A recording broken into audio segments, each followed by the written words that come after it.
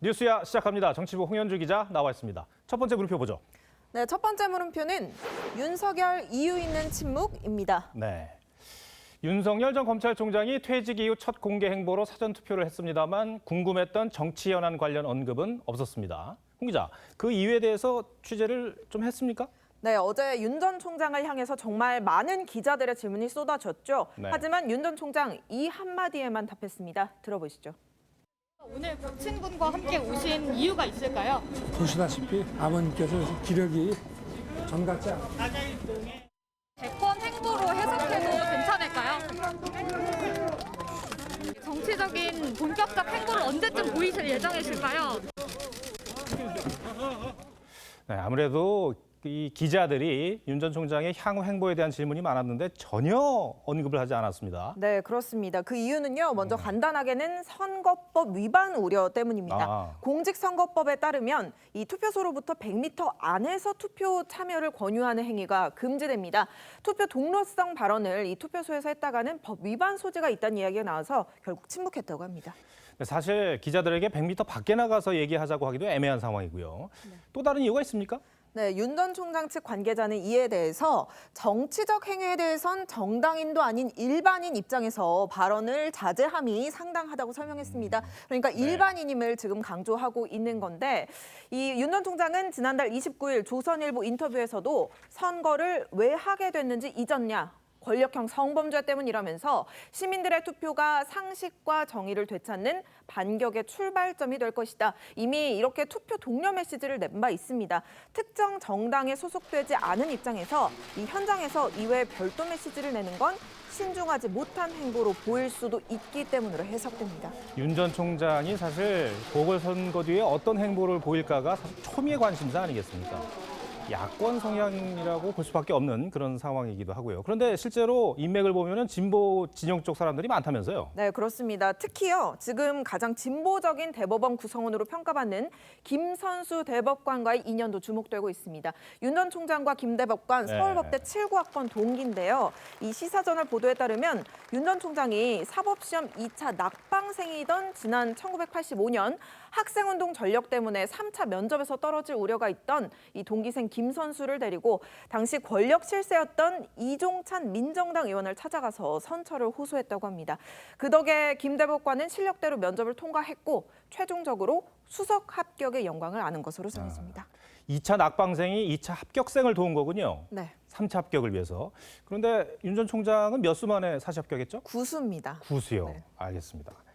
김정희 위원장은 윤 전 총장 행보에 대해서 뭐라고 얘기합니까? 네, 김 위원장과 오늘 통화를 해봤는데요. 김 위원장은 이 윤 전 총장과 향후 정치적 행보를 함께할 가능성에 대해서 예전에 본인이 사람의 실망을 많이 했기 때문에 스스로 가서 뭘 하려고는 생각 안 한다. 이렇게 이야기를 했습니다. 그리고 보궐선거 이후에 국민의힘을 떠나기 전에 당에 몇 가지 당부의 말을 남길 것이라고도 이야기했습니다.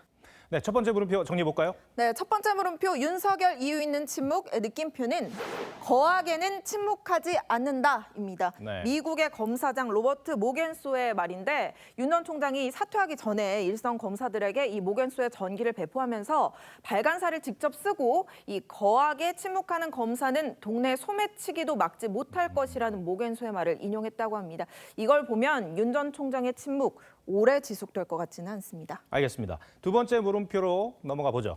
네, 두 번째 물음표는 김어준이 여당 대표입니다. 네, 김어준 씨가 여당 대표다? 그러니까 여권, 그러니까 여당에 그만큼 영향력이 크다? 이런 말입니까? 네, 그렇습니다. 오세훈 서울시장 후보 선대위 대변인이죠. 조수진 의원의 이야기입니다. 조 의원은 입장문에서 민주당 김태년 대표 직무대행이 김어준 씨 지령에 맞춰 오 후보 사퇴를 요구했다면서 누가 여당의 실질적인 대표인지 도무지 알 수가 없다. 이렇게 이야기했습니다. 실제로 오세훈 후보에 대한 많은 의혹이 김어준 씨 프로그램에서 제기가 되긴 했어요. 네, 맞습니다. 김 씨는 이번 주만 해도 5일 내내 오세훈 후보에 대한 의혹 제기로 프로그램을 시작했습니다.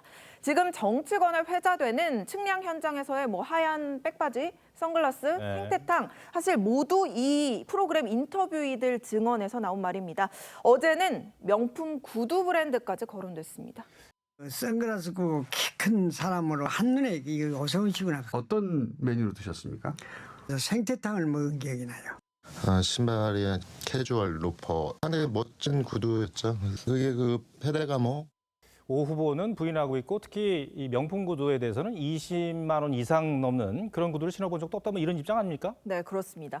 반면 민주당은 이를 공격 소재로 활용하고 있습니다. 특히 우상호 의원은 민주당 유튜브 방송에 선글라스를 끼고 나왔습니다. 선글라스 끼고 땅 측량한 거 보면 기억이 겸손해진다고 그래서 그럼 오늘 점심은 또 생태탕 또 제가 생태탕을 제일 좋아하지만 밥맛이 떨어져서 생태탕집 주인과 아들이 키가 크고 잘생겼더라. 글쎄 저 같은 사람 갔으면 기억을 못했을지 모르는데 김어준 씨 프로그램에서 이렇게 적극적으로 오세훈 후보에 대한 의혹 제기를 하는 이유가 뭘까요? 네, 이준석 국민의힘 뉴미디어 본부장은요. 오세훈 후보가 당선이 되면 TBS에서 김어준 씨 위치가 흔들릴 때 항변하기 위해서라고 해석했습니다. 앞서 오 후보가 TBS 설립 목적은 교통과 생활 정보 제공이라면서 당선 후에 이 프로그램 폐지를 시사했거든요. 그러니까 김어준 씨가 영향력 행사에 나선 거라는 분석입니다. 네, 두 번째 물음표도 정리해보죠. 네, 두 번째 물음표 김어준이 여당 대표의 느낌표는 공정한 공장장을 바라며로 하겠습니다.